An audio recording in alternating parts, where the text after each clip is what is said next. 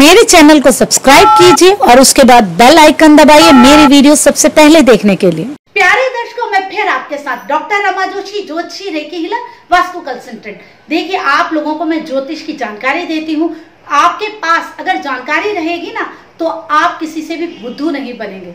अगर आपके पास जानकारी रहेगी ना तो आप ज्योतिष से डरेंगे नहीं। आप ज्योतिष को एक सहारे की तरह प्रयोग करेंगे अपने जीवन में। देखिए, ज्योतिष का ही सहारा लेके कई बारी कुछ लोगों को पथभ्रष्ट भी करते हैं। आज मैं उसी बारे में बताना चाहूंगी कि आप पथभ्रष्ट ना हो। कई बारी ऐसा होता है, किसी की कुंडली देखते हैं, किसी लड़कियों की या महिलाओं की, तो वो कहते हैं अरे आपका भाग्योदय इसलिए नहीं हो रहा क्योंकि आपकी कुंडली में लिखा है कि आप किसी और से भी अपने संबंध बनाओ, शारीरिक संबंध बनाओ अपने पति के सिवाय। जब तक आप नहीं बनाएंगे आपका भाग्य नहीं खुलेगा। वो बार बार रिपीटेडली उसी बात को बोलते रहते हैं और वो स्त्री, महिला जो कि अपनी कुंडली दिखा रही होती है उससे भी ये बात सही लगने लग जाती है। वो उसे समझाने लग जाता है कि जो आपका शुक्र है ना वो सही इफेक्ट नहीं दे रहा, उसने आपके भाग्य को रोक रखा है। जब तक आप किसी और से संबंध नहीं बनाएंगी आपका भाग्योदय नहीं होगा। और उसको बातें सही लगने लग जाती हैं क्योंकि पोजीशन इतनी अच्छी होती है कि आप इस तरीके की घटिया बातें नहीं कर सकते। और वो फिर ये कहती है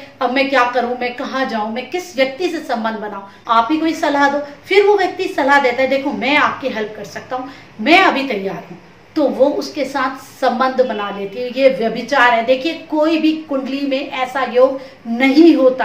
आपका कोई भी उपाय इस तरीके का नहीं होता। कई लोग कुंवारी लड़कियों को कहते हैं आपकी शादी इसलिए नहीं हो रही क्योंकि जब तक आप 4 आदमियों से संबंध नहीं बनाएंगे ना शारीरिक, तब तक आपकी शादी नहीं होगी। तो आप अभी शुरू कीजिए। और वो बहकावे में आके बुद्धू बन के उस व्यक्ति से संबंध बना लेती हैं, शारीरिक संबंध बना लेती हैं कि मेरी शादी हो जाएगी। वो कहते हैं कि आपका जो शुक्र है वो प्रबल नहीं हो रहा। जब आप किसी के साथ संबंध बनाएंगी तो वो प्रबल हो जाएगा और वो 4th व्यक्ति जिसके साथ आप संबंध बनाएंगी वही आपका पति होगा।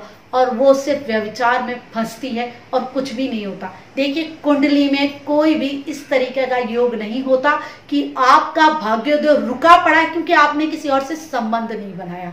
और आपके लिए किसी और से संबंध बनाना, शारीरिक संबंध बनाना बहुत जरूरी है। अगर कोई भी व्यक्ति आपको ये कहता है कुंडली देख के, तो आप समझ जाइए कि वो आपका फायदा उठाना चाहता है।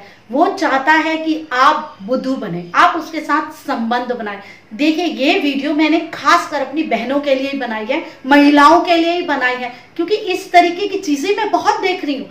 ये हमारी फील्ड है और हमें इसे स्वच्छ करना बहुत ज्यादा जरूरी है। अगर कोई गलत चीज इसमें आ रही है तो हमें लोगों को ज्ञान देना भी बहुत जरूरी है। देखिए, कुंडली में कोई भी ऐसा योग नहीं होता, कभी भी ऐसा योग हो ही नहीं सकता कि आप किसी से संबंध बना लें तो आपका भाग्योदय हो जाएगा।